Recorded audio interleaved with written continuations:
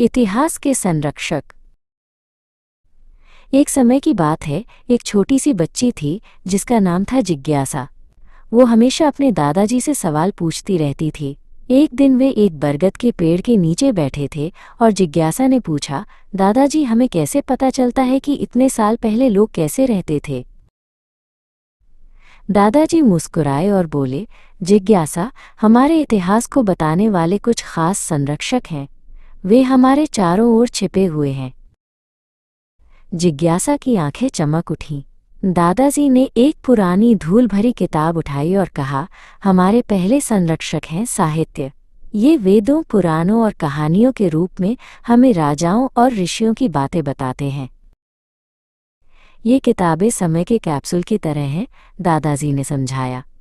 इनमें लिखी कविताएं और कहानियां हमें बताती हैं कि लोग कैसे सोचते थे, क्या खाते थे और कैसे त्योहार मनाते थे। फिर दादाजी ने जिज्ञासा को पास पड़े एक टूटे हुए मिट्टी के बर्तन और एक पुराने सिक्के की ओर इशारा करते हुए कहा, हमारे दूसरे संरक्षक हैं पुरातत्व। ये जमीन के नीचे दबे हुए हैं।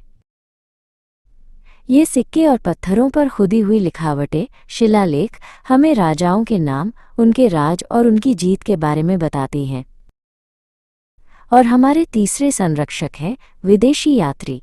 बहुत साल पहले दूसरे देशों से लोग भारत आए और उन्होंने यहाँ जो कुछ भी देखा उसे अपनी किताबों में लिखा।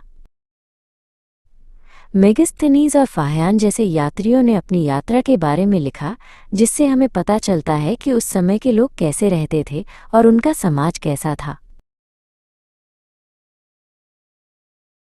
जिज्ञासा ने सिर हिलाया। अब वो समझ गई थी कि इतिहास सिर्फ किताबों में नहीं बल्कि हमारे चारों ओर बिखरा हुआ है।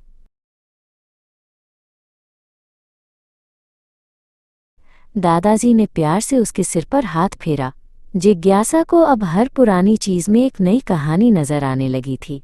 वो जानती थी कि इतिहास के इन संरक्षकों के साथ वो कभी भी अकेली नहीं होगी।